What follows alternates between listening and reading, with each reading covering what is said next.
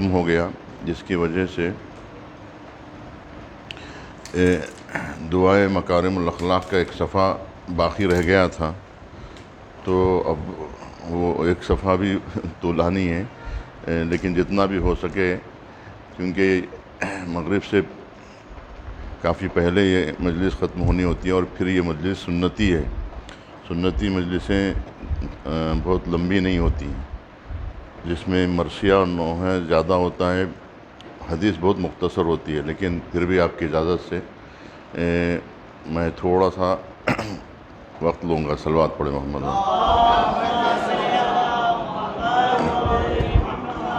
تو یہاں تک بات پہنچی تھی کہ امام فرماتے ہیں خدایا محمد و آل محمد پر رحمت نازل فرما، اللہم صلی علی محمد و مجھے بے نیازی کا تاج پہنا دے۔ میں عربی میں پڑھوں گا تو وقت زیادہ ہو جائے گا۔ مجھے بے نیازی کا تاج پہنا دے اور مجھ پر بہترین سرپرستی کا نشان لگا دے۔ مجھے بہترین آسودگی عنایت فرما اور میری زندگی کو صرف زحمت و محنت نہ بنا دینا۔ کہ کتنے لوگ دنیا کی خدمت میں غلاموں کی طرح جٹے ہوتے ہیں۔ ایسا معلوم ہوتا ہے کہ کوئی مزدور ہے جس کا کام دنیا میں آیا ہی ہے بلڈنگ بنانے کے لیے، ایک فلور کے بعد دوسرا، دوسرے کے پاس تیسرا، اس کے بعد 10 ہو جائے تو پھر 20واں، اس طرح سے جو ہے وہ سلسلہ چلتے ہی رہتا ہے، اور زندگی بھر اس کا کام ہی یہی ہوتا ہے کہ دنیا کی خدمت میں مصروف ہیں۔ تو جو خدا کو چھوڑ دیتا ہے، یہ بھی ایک قسم کا عذاب ہے۔ زیادہ دنیا میں مبتلا کر دینا کسی کو، وہ خود ایک عذاب ہے۔ سلط اللہ علیہ الماء والتین، کہ اللہ جو ہے اس کے سر پر جو ہے وہ کیچڑ کو مسلط کر دیتا ہے، پانی اور مٹی کو، یعنی اس کا سر مٹی اور پانی میں یعنی کیچڑ میں دھنسا دیتا ہے، اس کو کچھ سوچتا ہی نہیں ہے سوائے کیچڑ کے، یعنی اس کے دماغ میں صرف ریتی، چونا، سیمنٹ، اینٹ، پتھر، بس یہی گھومتے رہتا ہے۔ تو فرماتے ہیں کہ میری زندگی کو صرف زحمت اور مشقت نہ بنا دینا، بلکہ سکون سے ذکر خدا کی توفیق عطا فرمانا۔ صلوات پڑھے محمد محمد۔ اسی کا نام آسودگی ہے، یعنی اطمینان خاطر۔ وَمَن يَتَوَكَّلْ عَلَى اللَّهِ فَهُوَ حَسْبُهُ۔ اگر ہم اللہ پہ توکل کریں تو جس طرح سے لوگ کروڑ پتیوں پہ توکل کرتے ہیں، پیسے والوں سے رشتہ قائم کر کے ان پر بھروسہ کرتے ہیں کہ ایک وقت یہ لوگ کام میں آئیں گے، حالانکہ آنا ضروری نہیں ہوتا ہے، لیکن لوگوں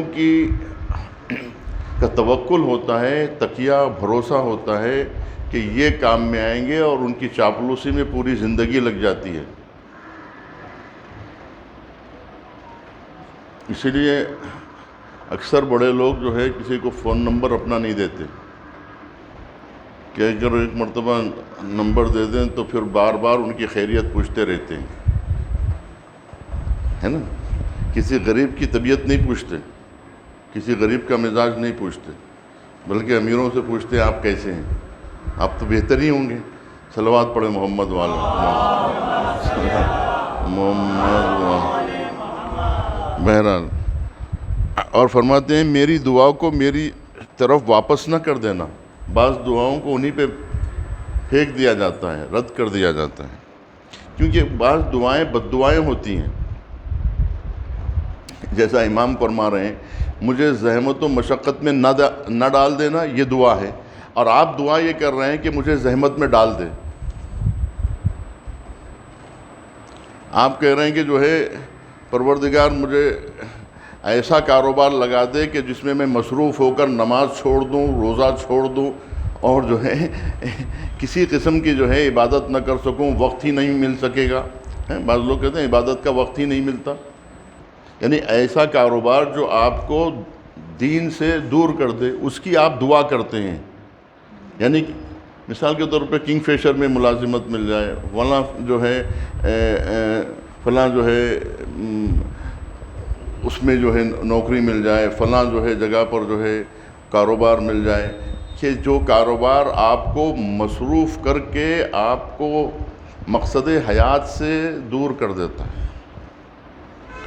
تو فرماتے ہیں کہ میری دعا کو میری طرف واپس نہ کر دینا، کہ میں نے نہ تیری کوئی ضد قرار دیتا ہوں نہ تیرے کسی مشل کو آواز دیتا ہوں، نہ میں تیرے مخالف کو پکارتا ہوں۔ جو کوئی بھی خدا بنے وہ خدا کا مخالف ہے، جو کوئی خدا کی جگہ لے لے وہ خدا کا دشمن ہے، یعنی خدا کے مقابلے میں ہے، کیونکہ کوئی بھی خدا کے علاوہ خدا نہیں ہے نا۔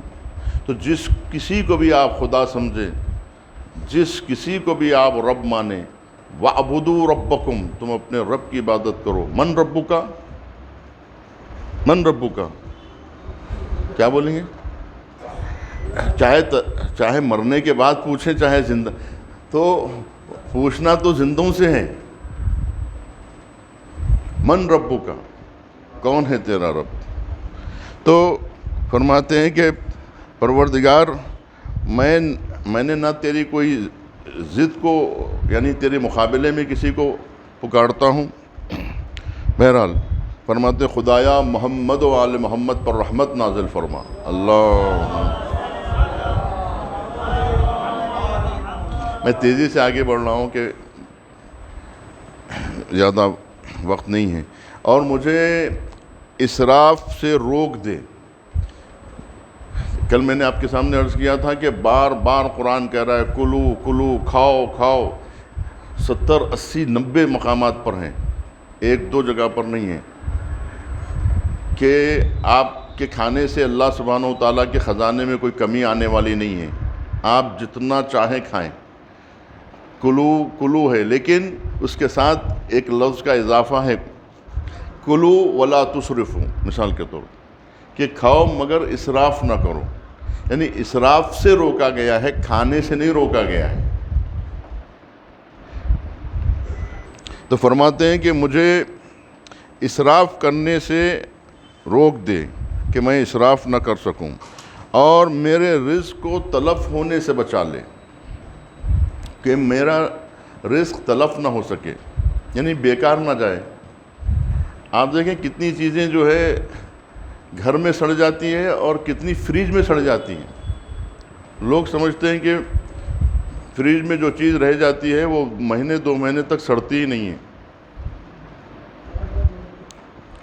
ترکاری رکھ کے، میوے رکھ کے بھول جاتے ہیں اور وہ تلف ہو جاتی ہے، چاہے چھوٹی چیز ہو چاہے بڑی چیز ہو۔ کتنے لوگوں کے مکانات تلف ہو رہے ہیں، بلڈنگ ہے اس میں کوئی نہیں رہتا، پیسہ ہے تجوری میں اس کو کوئی مصرف نہیں ہے۔ کتنے ایسے فقیر ہیں جو مانگتے رہتے ہیں اور ان کے جو ہے وہ گدی کے نیچے جو ہے لاکھوں کروڑوں روپے ہوتے ہیں، یہ تلف ہو رہے ہیں، یعنی یہ پیسہ تلف ہو رہا ہے، نہ خود استفادہ کر رہا ہے نہ دوسرے کو استفادے کا، یعنی ایسی دولت نہ دے جو تلف ہو جائے، یعنی تجوریوں میں پیسہ نہ سڑے، بینک میں پیسہ نہ سڑے، اس کو دیمک نہ لگے۔ اگر وہ استفادہ نہیں ہو رہا ہے تو سمجھیے وہ سڑ رہا ہے۔ تو جیسے ترکاری فریج میں سڑتی ہے ویسے ہی بینک میں پیسے سڑتے ہیں، ویسے ہی تجوریوں میں زیورات سڑتے ہیں۔ اگر یہ زیورات باہر نکالیں، آگرہ میں ہم لوگ گئے تھے کوئی کپڑا خریدنے کے لیے، تو اس نے کہا کہ بھائی جب تک پیسہ جیب میں ہے کرشمہ نہیں دکھائے گا، اب پیسہ پھینکیے پھر کرشمہ دیکھیے پیسے کا، کہ پیسے سے کیا کیا ملتا ہے نا۔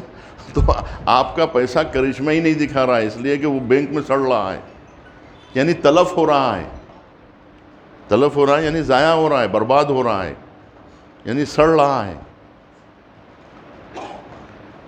وہ کسی کام میں نہیں آ رہا ہے۔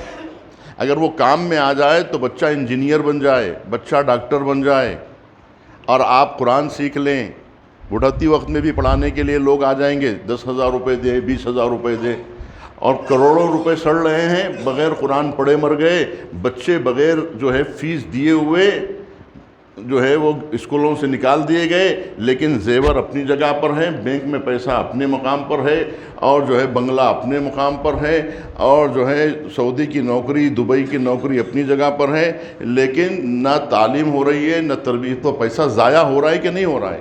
نہ اولاد کے کام آ رہا ہے، نہ آپ کے کام آ رہا ہے وہ پیسہ، نہ کسی کے کام آ رہا ہے. اور پھر بلڈنگ بنا کے اس میں تالے پڑے ہوئے ہیں، نہ اس میں کوئی رہتا ہے، نہ انسان رہتے ہیں نہ جانور رہتے ہیں، کوئی نہیں رہتا، تلف ہو رہا ہے. کتنے ایسے اوقاف تلف ہو رہے ہیں، کتنے ایسے اداروں کی پراپرٹی تلف ہو رہی ہے. امام فرما رہے ہیں کہ پروردگار تو میری پراپرٹی کو، میرے پیسوں کو، میرے رزق کو، رزق کہتے ہیں ہر چیز کو، رزق یعنی ہر وہ نعمت رزق ہے سمجھیے، کو تلف ہونے سے بچا لے، اور میری املاک میں برکت کے ذریعے اضافہ فرما، میری املاک میں برکت عطا فرما. یعنی وہ قابل استفادہ ہو، وہ علم قابل استفادہ ہو، ورنہ نہیں ہو رہا ہے تو تلف ہو رہا ہے. کبھی علم تلف ہو جاتا ہے، کبھی جو ہے محنتیں تلف ہو جاتی ہیں. آپ کے پاس ہنر ہے، وہ ہنر ایسے ہی رکھا ہوا ہے، تلف ہو گیا. صلاحیتیں ہیں آپ کے دماغ کی، وہ تلف ہو رہی ہیں. آپ کے پاس مشورے دینے کی وہ نہیں دے رہے ہیں، تلف ہو. ہر چیز یعنی ہر وہ رزق جو اللہ نے تمہیں عطا کیا ہے، کہیں وہ تلف نہ ہو جائیں. اور میری املاک میں برکت کے ذریعے اس میں اضافہ فرما، اور مجھے اس ہدایت کے راستے پر لگا دے کہ میں اس میں سے کار خیر میں خرچ کروں. یعنی کار خیر میں خرچ کرنے کی امام دعا مانگ رہے ہیں، اور آپ سے کہہ رہے ہیں کہ آپ بھی دعا کریے، آپ کار خیر میں خرچ کرنے کی دعا کیجیے.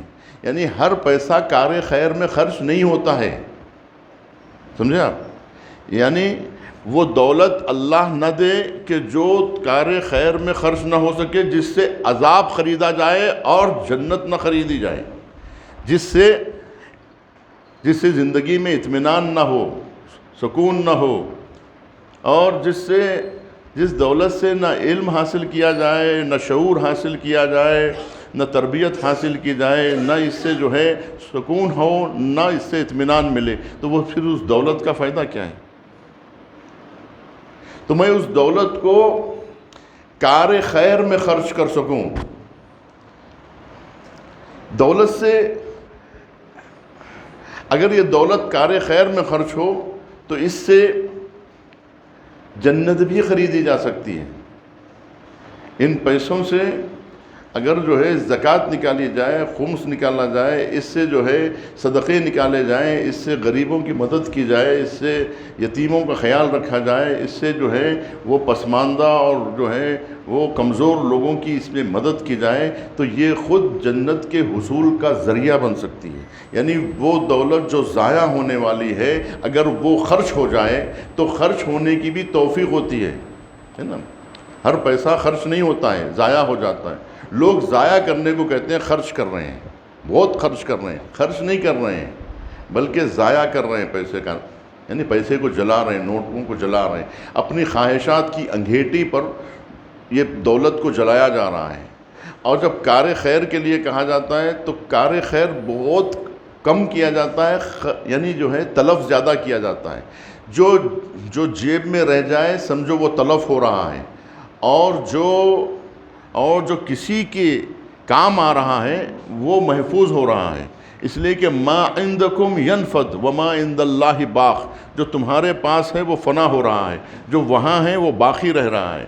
اگر کوئی شخص آتا ہے سائل تو امام کہتے ہیں اسے دے دو، یہ حمال آیا ہے، یہ کولی آیا ہے سامان لے جانے کے لیے، یہاں اٹھائے گا وہاں لے جا کے پہنچائے گا اور وہاں ہمارے حوالے کرے گا. جب وہاں ہمیں ضرورت ہوگی تو یہ اٹھا کے لے جا کے ہمیں دے گا. یہ کولی ہے، اس کے سر پہ جتنا ہو سکے بوجھ ڈال دو، یہ وہاں اسے دینا پڑے گا اور ہم اس سے وہاں لے لیں گے. یعنی جس کو ہم ضائع ہونا سمجھ رہے ہیں وہ محفوظ رہنے والا ہے، اور جس کو ہم محفوظ سمجھ رہے ہیں وہ ضائع ہو رہا ہے. تو امام فرماتے ہیں کہ میں اس میں سے کار خیر میں خرچ کروں، اور خدایا محمد و آل محمد پر رحمت نازل فرما. اللہم صلی اللہ. اور مجھے دیکھیے یہ بہت اہم اسی لیے جو ہے جو لوگ پڑھے ہوئے ہیں اسی لیے انہوں نے کہا کہ یہ والا اگر صفحہ چھوٹ جائے گا تو پھر جو ہے وہ گویا جو ہے جو اتنی زحمت کیا ہے ابھی تک وہ اہم چیپٹر چھوٹ جائیں گے، لہذا جو ہے اس کو پڑھنا ضروری ہے۔ تو دیکھیے فرماتے ہیں خدایا محمد و آل محمد پر رحمت نازل فرما اور مجھے کرب معیشت کی زحمت سے بچا لے، یعنی معیشت کے کرب سے، بے چینی سے بچا لے کہ انسان دنوں رات صبح شام جو ہے وہ معیشت کے حصول میں لگا ہوا ہے، پیسہ کمانے کے لیے لگا ہوا ہے، صبح سے شام تک لگا ہوا ہے، پھر شام سے صبح 24 گھنٹے کیا کر رہے ہیں؟ یعنی معیشت کی زحمت میں مبتلا ہو رہے ہیں اور یہ سمجھ رہے ہیں کہ مجھے کچھ حاصل ہو رہا ہے۔ حاصل نہیں ہو رہا ہے، بلکہ جو زندگی کی اہمیت ہے، یعنی مقصد حیات ہے آپ کی خلقت کا، وہ ضائع ہو رہا ہے۔ آپ جو چیز حاصل کر رہے ہیں وہ مٹی میں روندے جانے والے یہ ہیرے، یہ جواہرات کیا ہے؟ یہ پتھر ہے۔ یہ اس پتھروں کے حصول کے لیے آپ اپنی عمر ضائع کر رہے ہیں، عمر بیچ کے کیا کما رہے ہیں؟ دھات کما رہے ہیں، یعنی جو آپ کے پیروں کے نیچے دبی ہوئی ہے، آپ کی مٹی کے نیچے جو دبی ہوئی کھاد ہے، یہ سونا، یہ چاندی، یہ کھاد کی خاطر کیا مل رہا ہے؟ درہم و دینار مل رہے ہیں، یعنی سونے اور چاندی کے سکے مل رہے ہیں، اور یہ سونا بھی ایک دھات ہے، چاندی بھی ایک دھات ہے۔ اس کے لیے آپ کیا خرچ کر رہے ہیں؟ عمر ضائع کر رہے ہیں۔ وہ عمر جو وہ حیات، وہ زندگی کہ جس سے جنت کمانی چاہیے، اس سے جو ہے سونا کما رہے ہیں، چاندی کما رہے ہیں، اور سمجھ رہے ہیں ہم بہت ہوشیار ہیں اور ہم بہت بڑے سائنسداں ہیں۔ سائنسداں کیا کر رہے ہیں؟ سائنس بیچ رہے ہیں۔ بہت بڑے خطیب ہیں، خطابت بیچ رہے ہیں۔ بہت بڑے عالم ہیں، علم بیچ رہے ہیں۔ بہت بڑے جو ہے وہ فلاسفر ہیں، فلسفہ بیچ رہے ہیں۔ تو سب بیچ رہے ہیں، لیکن خرید کیا رہے ہیں؟ بیچنے میں کوئی نقصان نہیں ہے، اس کو بیچ کر خرید کیا رہے ہیں؟ خرید کیا رہے ہیں؟ یعنی زمین خرید رہے ہیں جو لے جا نہیں سکتے، سونا اور چاندی خرید رہے ہیں جو کھا نہیں سکتے۔ جب فغفور چین آیا تھا، چین میں جو فغفور چین کے پاس جب سکندر اعظم آئے تھے یا کوئی آیا تھا، تو اللہ اس نے کیا کہا؟ دسترخوان بچھا دیا اور اس میں ہیرے جواہرات رکھ دیے، کہا تناول فرمائیے کہ آپ فتوحات کرتے ہوئے یہاں تشریف لائے ہیں، تو بسم اللہ۔ تو کہا کیا یہ کیا ہے؟ تو کہا ہیرے جواہرات ہیں۔ تو کہا ہم ہیرے جواہرات تھوڑی کھاتے ہیں، پھر کیا کھاتے ہیں؟ کہا روٹی چاول کھاتے ہیں۔ کیا روٹی چاول آپ کے ملک میں نہیں تھی کہ فتوحات کرتے ہوئے یہاں چلے آئے، لاکھوں انسانوں کا خون بہاتے ہوئے؟ ہم تو سمجھے کہ آپ ہیرے جواہرات ہی کھاتے ہیں۔ آپ ہیرے جواہرات کی خاطر آئے نا۔ برطانیہ والے کیوں آئے تھے ہندوستان؟ سونے کی چڑیا سمجھ کر آئے تھے نا، سونا لے جانے کے لیے آئے تھے، ہیرے لے جانے کے لیے آئے تھے، اور کوہ نور چرانے کے لیے آئے تھے، ہے نا۔ یہ چور اور ڈکیت جو ہے وہ ٹائی پہن کے آئے تھے، اسی لیے جو ہے وہ ٹائی پہننے والوں سے خبردار رہیے۔ مریم کہاں تلاش کرے اپنے خون کو، ہر شخص کے گلے میں نشان صلیب تھا۔ کس کو پہچانیں گے کہ کون جو ہے؟ یعنی یہ چوروں کا لباس سے آگاہ ہو جائیے کہ یہ ان کا کام صرف جو ہے لوگوں کا خون چوسنا ہے۔ ہو سکتا ہے کہ کوئی اچھا آدمی بھی پھنس جائے، لیکن یہ تو برطانیہ تو چوروں کی جماعت ہے نا، سب سے بڑے، جنہوں نے ہندوستان کو لوٹ لیا ہے نا، ہماری نسلوں کو جو ہے انہوں نے جو ہے برباد کر دیا۔ آج ہم ان سے ہاتھ ملا رہے ہیں، شرم نہیں آتی ہے۔ اتنے ذلیل ہو گئے ہمارے حکمراں، جن سے ہم نے ملک کو آزاد کرایا تھا، انہی کے ہاتھوں میں ملک بیچ رہے ہیں۔ بہرحال امام فرماتے ہیں کہ پروردگار مجھے کرب معیشت کی زحمت سے بچا لے اور رزق بے حساب عنایت فرما دے۔ یعنی کچھ لوگ ہوتے ہیں کہ کام بہت کرتے ہیں، کماتے کچھ نہیں، حاصل کچھ نہیں ہوتا ہے، انہیں ملتا کچھ نہیں ہے، مگر یعنی اب صرف کما رہے ہیں، خرچ کہاں کر رہے ہیں؟ پچ کہاں رہا ہے آپ کو؟ یعنی وہ پیسہ پچ نہیں رہا ہے نا آپ کو، غور فرما رہے ہیں وہ آپ کے لیے رزق نہیں بن رہا ہے، یعنی وہ پیسہ رزق میں نہیں تبدیل ہو رہا ہے۔ تو اور رزق عطا فرما، رزق بے حساب عطا فرما، یعنی سونا چاندی نہیں، رزق عطا فرما، وہ رزق جو کام آ سکے وہ رزق ہے نا، یہ دھات نہیں بلکہ رزق۔ کہ میں طلب معاش میں تیری عبادت سے، یہ بات ہے کہ میں طلب معاش میں عبادت سے غافل نہ ہو جاؤں۔ میں نے ابھی آپ کو روایت سنائی نا کہ جو لوگ جو ہے یاد الہی سے غافل ہوتے ہیں، اللہ ان کے سر پر کیچڑ مسلط کر دیتا ہے نا، ان کا سر دھنسا دیتا ہے کیچڑ میں۔ تو معیشت میں مبتلا ہو کر میں طلب معاش میں تیری عبادت سے غافل نہ ہو جاؤں۔ کیسی دعا ہے، کیسا جملہ ہے یہ کہ طلب معاش میں انسان غرق ہو کر مقصد حیات اور مقصد زندگی سے غافل ہو جائے، وہ چیز جس کو کمانے کے لیے ہم آئے تھے اسی کو گنوا دیں، اس کے بدلے میں لے کے کیا جائیں، لے کر کیا جائیں۔ کیونکہ وہ مشہور روایت آپ نے سنی ہوگی کہ جب آدمی مرتا ہے تو لوگ کہتے ہیں کیا چھوڑ کے گئے، ہے نا، نواب کیا چھوڑ کے گئے، وہاں کہتے ہیں نواب آپ کیا لے کر آئے، وہاں فرشتے کہتے ہیں نواب آپ کیا لے کر آئے، یہاں لوگ کہتے ہیں نواب کیا چھوڑ کے گئے۔ تو چھوڑ کے کیا گئے؟ خاک چھوڑ کے گئے۔ نہیں غور کر رہے، خالی مسکرا رہے ہیں۔ مہدی میں صلوات پڑھے وہاں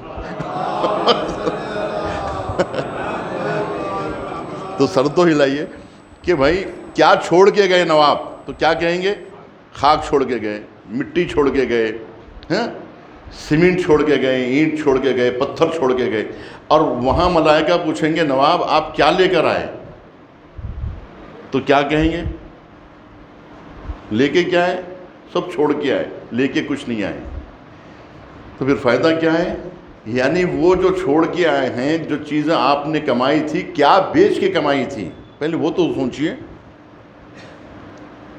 آپ نے جو چیزیں کمائی تھی دنیا میں وہ کیا بیچ کے کمائی تھی؟ سانسیں بیچ کے کمائی تھی نا، زندگی بیچ کے کمائی تھی، حیات بیچ کے کمائی تھی۔ تو یہ ہے جس حیات سے جنت خریدی جاتی ہے، اس حیات سے مٹی خریدی جا رہی ہے، سیمنٹ خریدی جا رہی ہے، گارا خریدا جا رہا ہے، جس سے جو ہے دیواریں خریدی جا رہی ہیں، چھت خریدی جا رہی ہے۔ یہ چھت بھی مٹی کی، یہ دیواریں بھی ریتی چونے کی، یہ خریدی جا رہی ہے۔ یہاں ہمارے بزرگ اللہ ان کو حیات دے، ڈاکٹر پیام صاحب جو آئے تھے، تو جب ان کو بلڈنگیں ہم بتا رہے تھے کہ دیکھیے ہم لوگوں نے یہ بلڈنگ بنا لی اور یہ عمارت بنا لی اور یہ عمارت بنا لی، تو وہ عمارتیں دیکھتے گئے، کہنے لگے بھائی ہم عمارتوں سے متاثر نہیں ہوتے، ہمارے لکھنؤ آئیے تو وہاں بڑی بڑی عمارتیں آپ کو دیکھنے کو ملیں گی، چھوٹا امام باڑہ دیکھیے، بڑا امام باڑہ دیکھیے، اور جو ہے نا وہ تال کوٹے کی کٹوری کی کلبلا دیکھیے، وہ دیکھیے، وہ عمارت دیکھیے، یہ عمارت دیکھیے، اور جو ہے سعادت علی خان مقبرہ جہاں ہم لوگ مجلس پڑھے وہاں وہ دیکھیے، یہ دیکھیے، وہ دیکھیے، اور وکٹوریا، کیا کیا کیا کیا خالی عمارتیں، مٹی چونے اور گارے کی ہزاروں عمارتیں اگر دیکھنا ہو، پتھر کی عمارتیں دیکھنا ہو اور سیمنٹ اور چونے کی عمارتیں بلڈنگیں دیکھنا ہو، تو آؤ ہمارے لکھنؤ میں آ کے دیکھو۔ ہم اس سے متاثر نہیں ہوتے کہ یہ تم خرچ کر کے، یعنی یہ دولت سے حاصل کیا کر رہے ہو، وہ ہے اہمیت کی بات۔ تربیت کیا ہو رہی ہے، علم کیا حاصل ہو رہا ہے، اور حکمت کیا حاصل ہو رہی ہے، اس سے جنت کمائی جا رہی ہے کہ نہیں جمائی جا رہی ہے، اس سے جو ہے وہ یہ پیسہ کام آ رہا ہے کہ نہیں آ رہا ہے۔ تو امام فرماتے ہیں کہ مجھے کرب معیشت کی زحمت سے بچا لے اور رزق بے حساب عنایت فرما دے، کہ میں طلب معاش میں تیری عبادت سے غافل نہ ہو جاؤں، یعنی عبادت کا موقع نہیں مل رہا ہے، نماز ظہر کا موقع نہیں ملتا، اس لیے کہ اس وقت جو ہے گراہک جو ہے دکان میں اسی وقت زیادہ ہوتا ہے نا، 1 بجے کا وقت، 12 بجتے ہی گراہک شروع ہو جاتا ہے، تو ظہر قضا ہو جاتی ہے، عصر قضا ہو جاتی ہے۔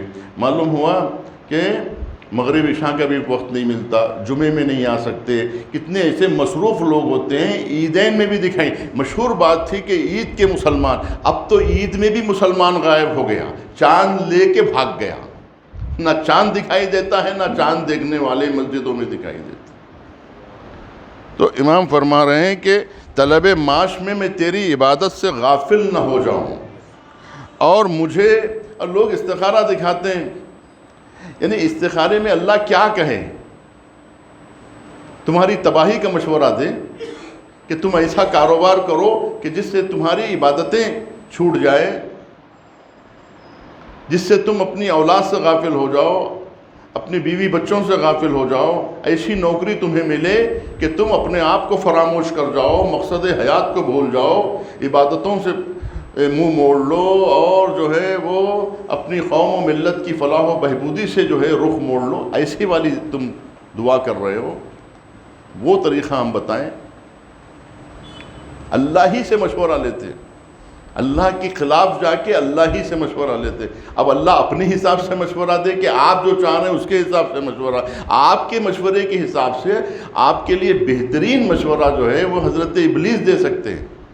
آپ ابلیس سے پوچھئے کہ ہمیں دنیا کمانا ہے، اس کے گر بتائیے کہ کس طرح سے دنیا کمائی جاتی ہے۔ نماز چھوٹ جائے تو چھوٹ جائے، زیارتیں چھوٹ جائے تو چھوٹ جائے، حج چھوٹ جائے تو چھوٹ جائے، زکوٰۃ دیں کہ نہ دیں، حج، یہ ساری چیزیں چھوٹ جائیں، لیکن صرف اور صرف دولت کما سکے، اس کے لیے کوئی کاروبار بتائیے۔ تو یہ کس سے پوچھنا چاہیے؟ یہ استخارہ دیکھنا چاہیے۔ مسجد میں آ کے مولانا سے استخارہ دیکھا جاتا ہے کہ کہیں جا کر جو ہے وہ شیطان سے مشورے کریں آپ نیٹ پر بیٹھ کے، کہ پوچھیں کہ حضرت شیطان آپ بتائیے کیا، تو وہ بہترین مشورہ دے گا۔ ہو سکتا ہے کہ اللہ میاں اگر آپ پر رحم کھائے تو آپ کو جو ہے وہ مشورہ ہی نہ دے کہ جس میں آپ کی نمازیں چھوڑ جائے، جس سے عبادتوں سے آپ غافل ہو جائے، کیونکہ امام کیا کہہ رہے ہیں، ایسی دولت مجھے نہ دے پروردگار کہ جو تیری عبادت سے میں غافل ہو جاؤں۔ جملہ سنیے نا، میری طرف سے نہیں ہے، اسی لیے میں سامنے کتاب رکھا ہوں تاکہ آپ کہیں ارے کیسی کیسی باتیں کہہ رہے تھے۔ ابھی رضا بھائی یہاں موجود ہے، قرآن کا ترجمہ چھاپ دیا بغیر قرآن کا سورہ لکھے ہوئے، صرف ترجمہ چھاپ دیا۔ لوگوں نے یہ کیا رضا میاں کیا لکھ دیے، آپ کیا چھپا رہے ہیں، کیا تو ہے آپ؟ انہوں نے کہا کہ یہ سورہ ہے، تو انہوں نے کہا کہ پہلے بتا دیتے کہ سورہ ہے، مخالفت نہ کرتے۔ آپ نے تو ہم کو غفلت میں رکھا۔ طلب معاش میں تیری عبادت سے غافل نہ ہو جاؤں، اور مجھے کسب معاش کی زحمتوں کا بوجھ نہ اٹھانا پڑے، یعنی نوکری کا بوجھ نہ اٹھانا پڑے، غلامی کا بوجھ نہ اٹھانا پڑے۔ کتنے مولوی غلام بننے کے لیے جو ہے وہ آپ دیکھیے گجرات میں کیا جو ہے طوفان مچا ہوا ہے، یعنی مسجد کے باہر لائن لگی ہوئی ہے، سمجھیے، یعنی مطلب یعنی شخصوں کی لائن نہیں، مطلب درخواستوں کی لائن سمجھیے کہ بھئی ہم آنا چاہ رہے ہیں، کوئی جگہ خالی ہو تو بتائیں، کوئی جگہ خالی ہو تو بتائیں، اور وہاں جو ہے وہ غلام خریدے جاتے۔ تو آپ بتائیے کہ امام جماعت کے شرائط میں کیا ہے؟ صرف لوگ مرد ہونا دیکھتے ہیں، ارے اس کے بعد آزاد ہونے کی بھی تو شرط ہے۔ غلام کے پیچھے نماز نہیں ہو سکتی، وہ ڈر رہا ہے، وہ غلام ہے کمیٹی کا، تو جو کمیٹی کا غلام ہے وہ کس طریقے سے نماز پڑھا سکتا ہے؟ آپ بتائیے، غلام کے پیچھے نماز ہوتی ہے؟ تو لوگ جو ہیں عالم نہیں خریدتے، غلام خریدتے ہیں، پیش نماز نہیں خریدتے۔ پہلے نوابین جو ہوتے تھے وہ گھوڑے خریدتے تھے، اونٹ خریدتے تھے۔ آج کے نوابین مولوی خریدتے ہیں، خطیب خریدتے ہیں، ذاکر خریدتے ہیں، نوحہ خان خریدتے ہیں، مرثیہ خان خریدتے ہیں۔ بھائی آپ کہیے مرثیہ پڑھنے کے لیے آئیے، کہیے کہ جو ہے وہ ہم مرثیہ نہیں پڑھ رہے ہیں، تجارت کر رہے ہیں۔ خدایا میں جس چیز کا طلبگار ہوں اسے اپنی قدرت سے فراہم کر دے، اور جس چیز سے میں بہت تیزی سے آگے بڑھ جاؤں گا، اور جس چیز سے خوفزدہ ہوں اس سے اپنی عزت کے طفیل پناہ دے۔ خدایا محمد و آل محمد پر رحمت نازل فرما، اور میری آبرو کو مالداری کے ذریعے محفوظ کر دے، اور میری آبرو کو مالداری کے ذریعے محفوظ کر دے، یعنی مجھے اتنی دولت دے دے کہ میں کسی کے سامنے ہاتھ نہ پھیلاؤں۔ غور فرمایا، مجھے میری آبرو کو مالداری کے ذریعے، یعنی اتنا مال دے کہ میری آبرو بچ جائے کہ میں آذوقے کے لیے، یعنی 2 وقت کی روٹی کے لیے ہاتھ نہ پھیلاؤں۔ کسی نے کہا کہ آپ قرض لے کے گوشت لے لیجئے، کہا کہ میں پیٹ سے کہوں گا کہ کل کھا لیجئے، آج جو ہے جب کہ کل پیسہ آئے گا تب کھا لیں گے، تو پیٹ سے کہیے نا کہ بعد میں کھا لیں گے۔ دکاندار سے کیوں کہہ رہے ہیں کہ کل جو ہے پیسے دے دیں گے؟ اور فرمائیں آپ۔ اچھا، مال ہوتا ہے آبرو بچانے کے لیے، ہے نا؟ ابھی مال موجود ہے، ہاتھ پھیلا دیتے ہیں کہ بھئی کرنسی نہیں ہے، کرنسی نہیں ہے تو زیور کی شکل میں ہے، مکان کی شکل میں ہے، وہ بیچ دو، مگر ابھی ہاتھ مت پھیلاؤ۔ ہاں، وقتی طور پہ قرض لینا وہ ہاتھ بدل کی بات میں نہیں کہہ رہا ہوں، میں کہہ رہا ہوں کہ جہاں انسان آبرو بیچتا ہے اور جو ہے وہ آبرو بیچ کر جو ہے وہ مال حاصل کرتا ہے اور بھیک مانگ لیتا ہے، اس کی بات کہہ رہا ہوں، قرض کی بات نہیں کر رہا ہوں میں، کہ جہاں انسان جو ہے وہ ہاتھ پھیلا دیتا ہے جبکہ ابھی مال باقی ہے نا، ابھی مال باقی، ہاں، تاکہ یقین آ جائے، لیکن وقت نہیں ہے، ابھی وقت نہیں، وقت زیادہ ہو جائے گا۔ اللہ خدایا محمد و آل محمد پر رحمت نازل فرما، اور بہرحال آپ کا حکم ہے تو میں کچھ نہیں کر سکتا۔ وَلَا تَبْذِلْ جَاهِي وَلَا تَبْذِلْ جَاهِي بِالْإِفْتِقَارِ فَاسْتَسْرِقْ أَهْلَ رِزْقِكَ، کہ میری آبرو کو مالداری کے ذریعے محفوظ فرما اور میری منزلت کو غربت کی بنا پر گرا نہ دینا، کہ تیرے طلبگاروں سے رزق طلب یعنی تیرے طلبگاروں سے رزق طلب کرنے لگوں۔ فاستزرق اہل رزقک واستعطی شرار خلقک فافتن بمحمد من عطانی وابتلا بذم من منعنی وانت من دونہم ولی الاعطاء والمنع۔ صلوات پڑھے محمد، آپ کی خواہش۔ مجھے اسی تیزی سے آگے بڑھنا ہے۔ اور میری منزلت کو غربت کی بنا پر نہ گرا دینا، کہ تیرے طلبگاروں سے رزق طلب کرنے لگوں اور تیری بدترین مخلوقات کے سامنے ہاتھ پھیلا دوں، تیری بدترین مخلوقات کے سامنے ہاتھ پھیلا دوں، اور پھر اس فتنے میں مبتلا ہو جاؤں کہ جو دے دے اس کی تعریف کرنے لگوں اور جو نہ دے اس کی مذمت کرنے لگوں، جبکہ تو تنہا ہر عطا کا مالک ہے اور کوئی دوسرا ایسا نہیں ہے۔ صلوات پڑھیں محمد والے۔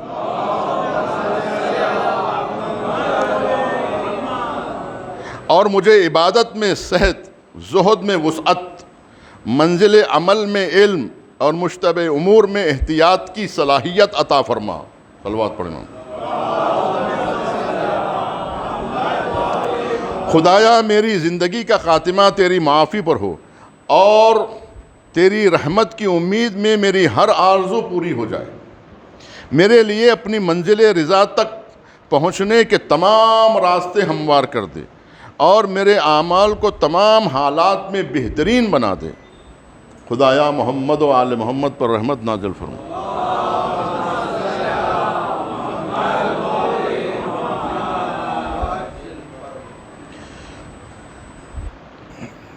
بس آخری جملے ہیں، اور مجھے اوقات غفلت میں اپنی یاد کے لیے بیدار کر دے اور ایام مہلت میں اپنی اطاعت کی راہ پر لگا دے، مجھے اپنی محبت کے راستے پہ چلا دے اور اس کے ذریعے دین و دنیا کے تمام خیر کو مکمل بنا دے۔ خدایا محمد و آل محمد پر رحمت نازل فرما۔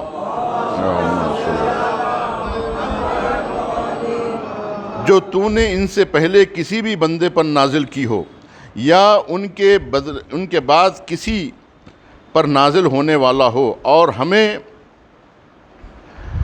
ہمیں دنیا اور آخرت میں نیکیاں عطا فرما اور اپنی رحمت کے طفیل آتش جہنم سے محفوظ بنا دے۔ صلوات پڑھیں۔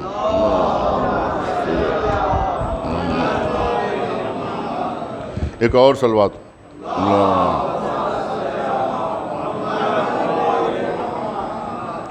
اگر ہم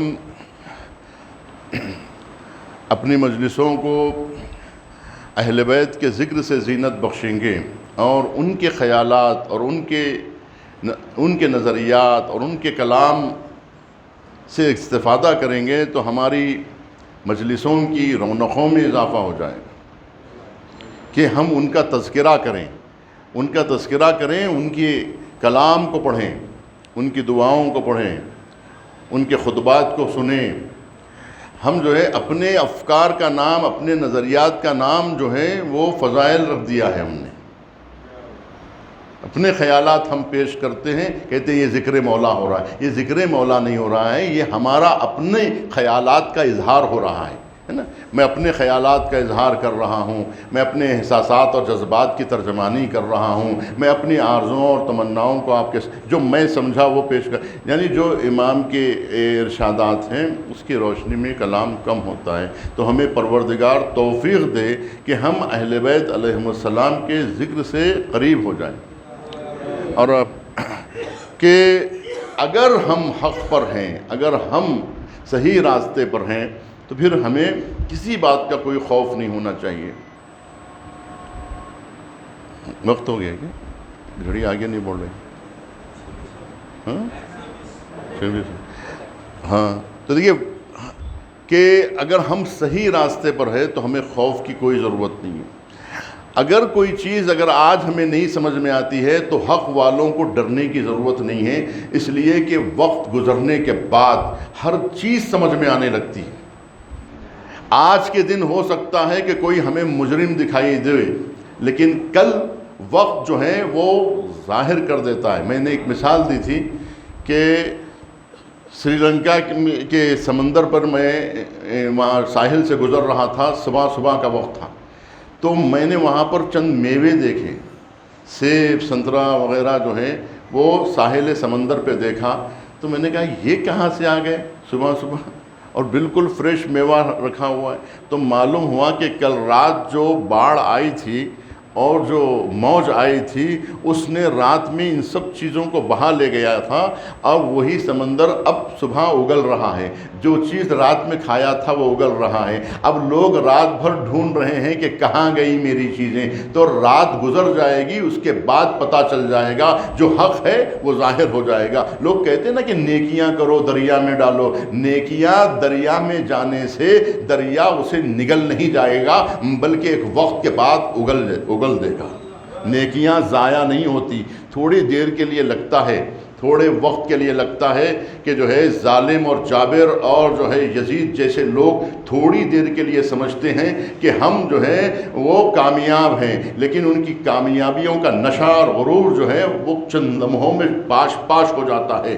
جب جو ہے مظلومیت سے کوئی ٹکراتا ہے وہ کبھی اصل میں ہوتا یہ ہے کہ باطل کے ساتھ عیش کرتا ہے، لیکن جب باطل کا ٹکراؤ حق کے ساتھ ہونے لگتا ہے تو پھر باطل کا جہاز جو ہے وہ چکنا چور ہو جاتا ہے، ختم ہو جاتا ہے، باطل کا بیڑا غرق ہو جاتا ہے، حق میں وہ طاقت ہوتی ہے۔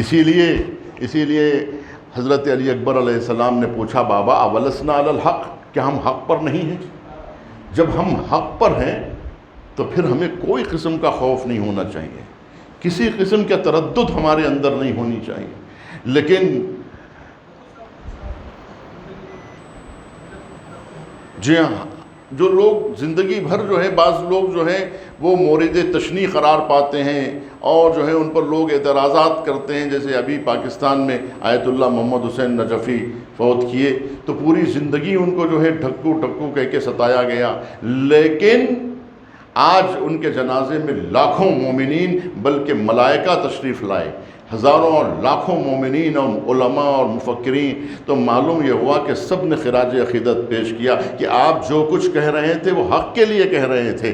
تو معلوم یہ ہوا عزیزان گرامی کہ ہمیں وقتی طور کے اوپر یہ دھوکہ ہو سکتا ہے کہ یہ حق پر ہے یا نہیں ہے۔ آپ دیکھیں کہ کربلا کے میدان میں یہ حق امام حسین علیہ السلام کا کچھ لوگوں پر مشتبہ تھا، یعنی سمجھ میں نہیں آ رہا تھا۔ حق دکھائی نہیں دے رہا تھا، حق سجھائی نہیں دے رہا تھا، کیونکہ دنیا کی محبت کا نشہ اور اس کا غرور میں انسان اتنا اندھا ہو چکا تھا، دنیا کی محبت میں اتنا غرق ہو چکا تھا، اور دولت و اقتدار کا حجاب اس طرح سے آنکھوں پہ پڑا ہوا تھا کہ نہ غربت حسین دکھائی دے رہی تھی، نہ مظلومیت حسین دکھائی دے رہی تھی، نہ ان کے بچوں کے التش کی صدائیں سنائی دے رہی تھی، نہ ان کی غربت دکھائی دے رہی تھی، نہ ان کی حقانیت دکھائی دے رہی تھی، نہ امام حسین کی عبادتیں دکھائی دے رہی تھی، نہ ان کے سجدے دکھائی دے رہے تھے، اور یہ تو کہہ رہے تھے کہ تو باغی ہے، لیکن اللہ کا کرنا یہ ہوا کہ ان کے ذریعے سے اللہ نے یہ بتا دیا کہ حسین ابن علی نے ظہر کی جو نماز پڑھی ہے اس پر تیر چلائے گئے۔ یعنی یہ تو کہہ رہے تھے کہ یہ لوگ تو نمازی نہیں ہیں، یہ تو باغی ہیں، لیکن انہی کے ذریعے سے یہ بتا دیا گیا کہ تم لوگ نمازیوں پر تیر چلانے والے ہو۔ تو عزیزان گرامی، اصحاب حسین نے اور انصار حسین نے جو وعدے کیے تھے حسین ابن علی سے، وہ وعدے کربلا کے میدان میں پورے ہوئے، وہ وعدے پورے ہوئے، اور شب عاشور جب چراغ گل ہوا تو کوئی نہ گیا، اس لیے کہ انہوں نے اپنی سب کچھ نثار کر دیا۔ وہ جانتے تھے کہ حق کے مقابلے میں اس حکومت رائے کی، اس دولت کی، اس اقتدار کی کوئی اہمیت نہیں ہے۔ جن کو آخرت کی فکر ہوتی ہے، جو دنیا میں جنت دیکھ لیتے ہیں، جو لوگ مقامات اولیاء اور مقامات صدیقین کو دیکھ لیتے ہیں، پھر ان کو پرواہ نہیں ہوتی۔ وہ لوگوں کی تمنا یہی ہوتی ہے کہ یہ دے دیں اور اس کے بدلے میں وہ لے، محبت پروردگار لے، رضائے پروردگار لے، خوشنودی خدا حاصل ہو جائے۔ اگر خوشنودی خدا حاصل ہو رہی ہے تو اگر ہمیں اولاد کو کھو کر خوشنودی حاصل ہو رہی ہے تو پھر ہم اولاد کو دینے کے لیے تیار ہیں۔ ہمیں خوشنودی سیدہ کونین چاہیے۔ یہی تو بیویاں کہہ رہی تھی میں اپنے بچوں کو فدا کر دوں تاکہ سیدہ کی خوشنودی، اور سیدہ کی خوشنودی خدا کی خوشنودی ہے۔ یہ کہہ کے قاسم گئے، یہ کہہ کے اون و محمد گئے، اور جب انصار کا سلسلہ شروع ہوا ہے تو کہتے ہیں کہ سب سے پہلے علی اکبر گئے۔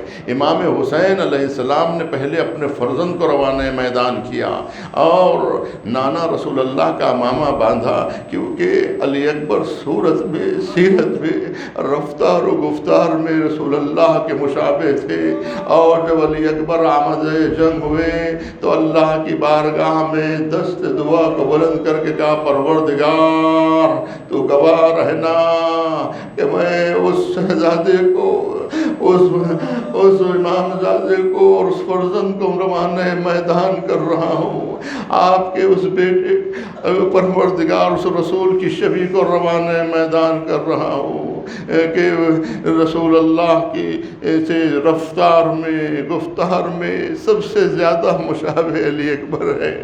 امام حسین علیہ السلام نے علی اکبر کو رخصت کیا اور پیچھے پیچھے چلتے رہے۔ علی اکبر مڑ مڑ کے دیکھتے جانا میرے لال، میں کہتا ہوں کہ جب رخصت کیا تھا تو پھر ساتھ جانے کی کیا ضرورت تھی؟ یہی تو حسین کہیں گے کاش تم صاحب اولاد ہوتے تو تم کو معلوم ہوتا کہ علی اکبر جوان بیٹے کی رخصتی کا کتنا داغ دل پر ہوتا ہے۔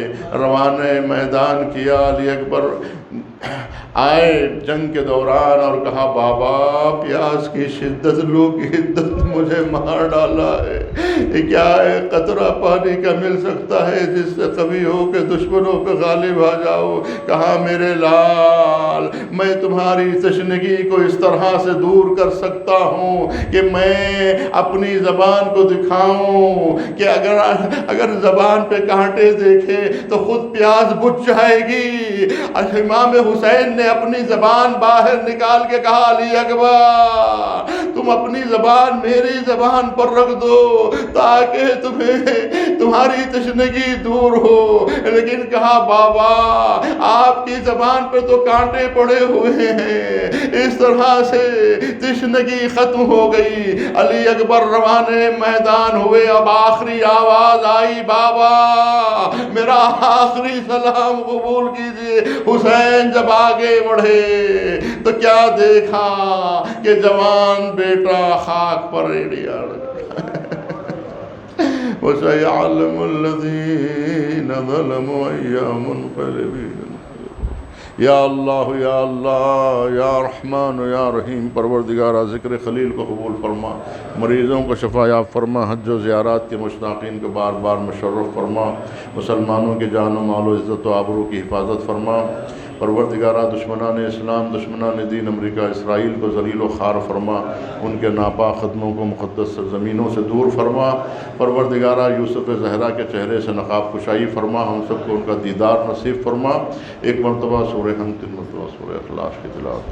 حاضرین کے مرحومین، اموات مومنین، اموات مسلمین،